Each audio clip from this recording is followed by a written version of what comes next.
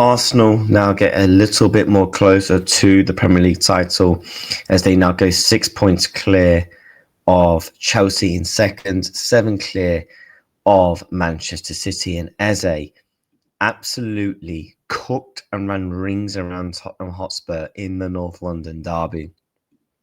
This was the teams that played in the both of the games, and Arsenal absolutely dismantled and cooked Tottenham to shreds.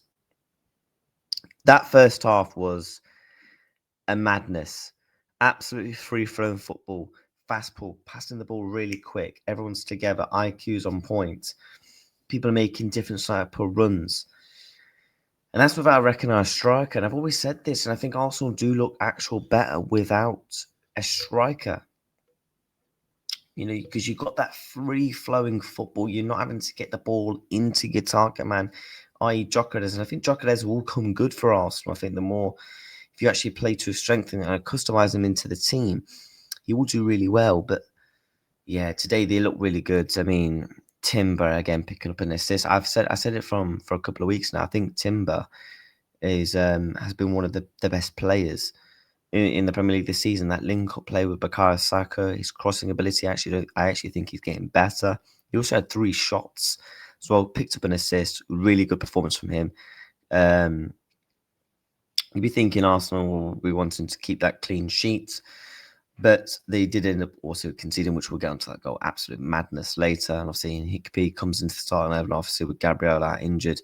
And you're thinking, is this where, you know, not the downfall, but there could be a couple of questions to be asked about Arsenal, because we know how good Gabriel Magalhaes is.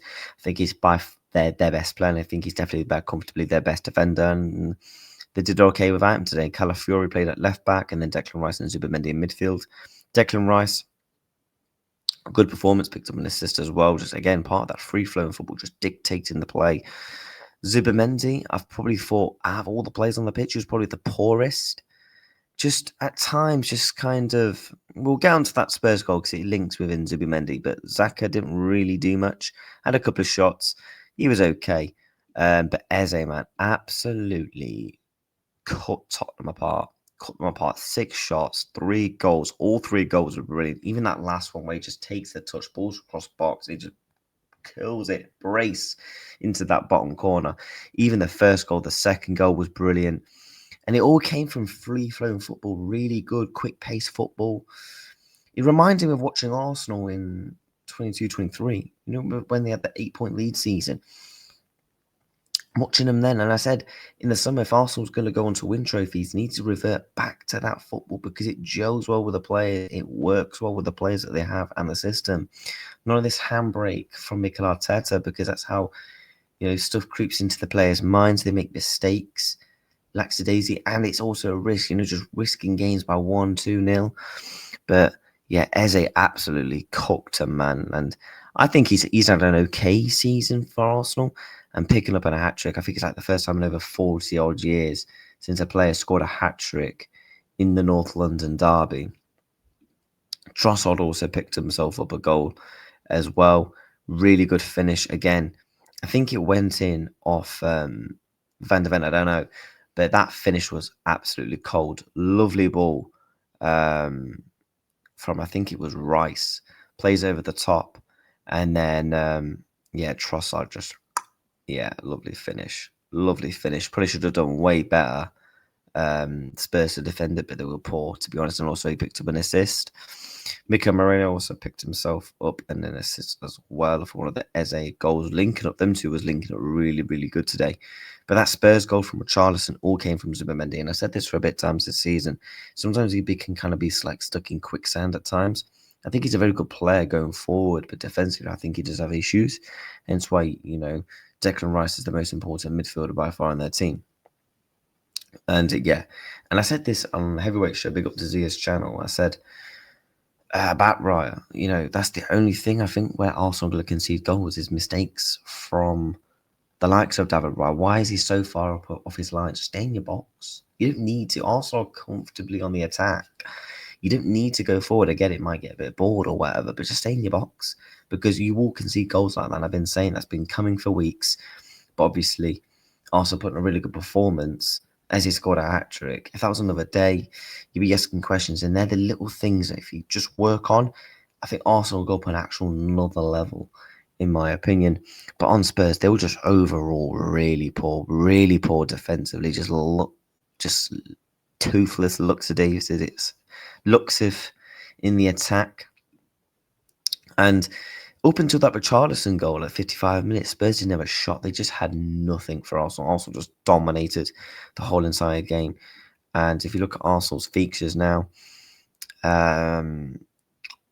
yeah, that's 9 wins from 12, 2 draws and obviously 1 loss.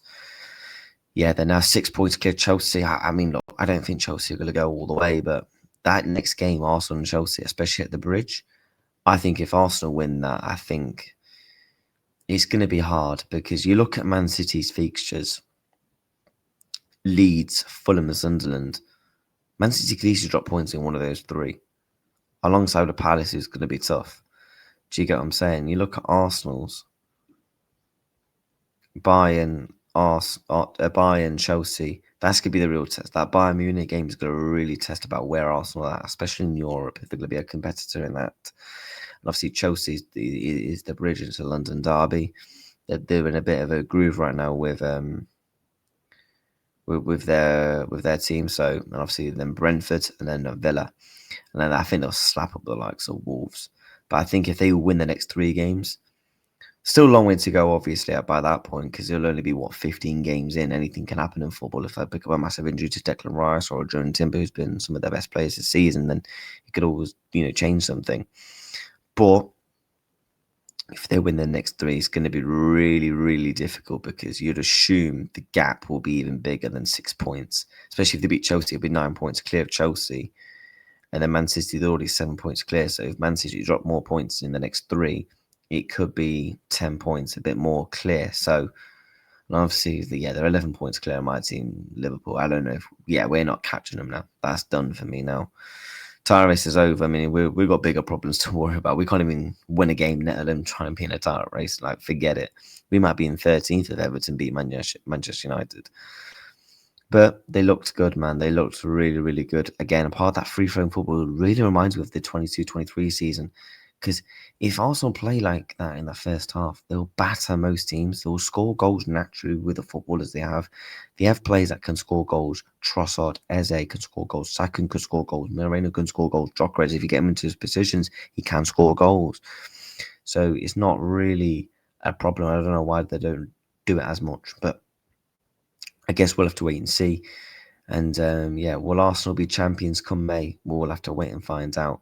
That Bayern Munich game, though, very, very intrigued and interested in that. But yeah, Arsenal slap up Tottenham in the North London derby. Spurs poor, Arsenal brilliant.